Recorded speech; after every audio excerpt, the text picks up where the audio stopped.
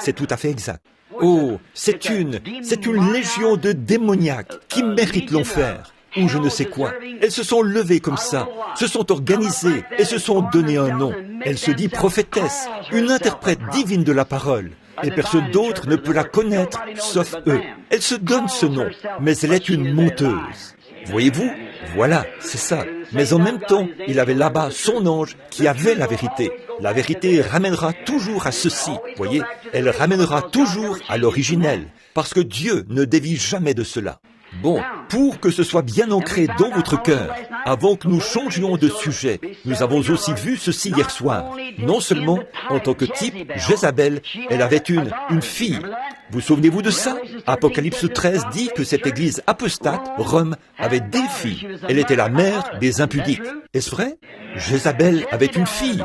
Et qu'a fait Jézabel de sa fille? Voyez combien toutes ces choses sont des types et des ombres. Jézabel s'est assurée que sa fille se marie à Joram, qui était le fils de Josaphat en Judée. En ce temps-là, Israël était divisé comme ceci.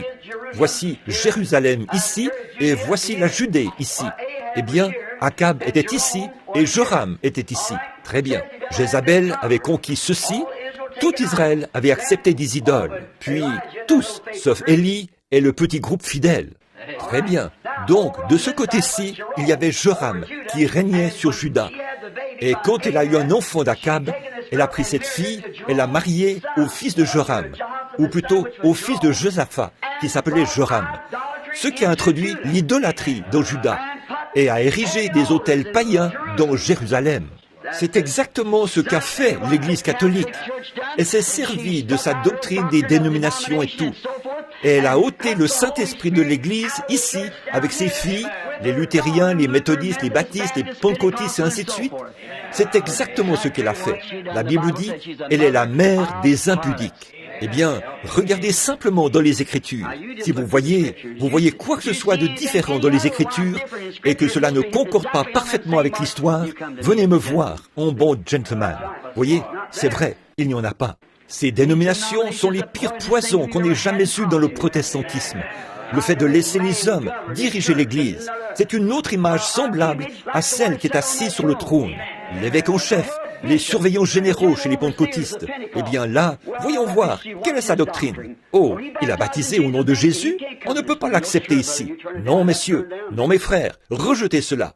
Et ça aussi, c'est rejeté. Sachez que personne d'entre vous ne doit aller à cette réunion-là. C'est rejeté. Peu importe à quel point vous êtes malade, n'y allez pas. Peu importe ce que Dieu est en train de faire. Si vous ne voyez pas les choses comme nous, eh bien, vous ne voyez rien du tout. Une image faite à la bête. L'image avait la vie, elle pouvait parler. C'est tout à fait vrai. Si vous pensez qu'elle ne peut pas parler, contrariez-la un peu une fois. Ah oui, là, vous aurez certainement des ennuis. Je me souviens qu'à Tulsa, dans l'Oklahoma, j'étais dans un terrible gâchis. Les dénominations sont arrivées là-bas. Un jour, j'étais dans le bâtiment et j'ai eu une vision. J'ai vu un joli petit chaton qui était allongé sur un coussin de soie. C'était un petit chaton tout mignon. Et je me suis avancé là. Moi, j'ai peur des chats. Je me suis avancé et j'ai commencé à le caresser. Et il faisait... Vous savez comment ils font ce drôle de bruit, vous savez. Je le caressais et j'ai dit « Joli petit chaton ». Et il a fait... Il était bien gentil, vous savez. Et j'ai regardé à l'arrière de son coussin. Il était écrit « Chaton pentecôtiste ». Eh bien, je me suis dit, ça, c'est étrange. Et j'ai dit, ça doit être une vision. Et quelque chose a dit, tant que tu le caresseras dans le sens du poil, c'est très bien. Mais alors, si tu veux voir de quoi il est fait, caresse-le à rebrousse-poil. Voyez? Alors, quand je l'ai caressé à rebrousse-poil, il a fait sortir ses gros yeux verts. Et il était un monstre qui se tenait là, à me cracher dessus de toutes ses forces. Vous voyez? Caressez-le juste un peu à rebrousse-poil. Dites-lui que son baptême de Père, Fils et Saint-Esprit vient du diable et de l'Église catholique. Et voyez comment il va réagir. Voyez? Ses poils se hérissent.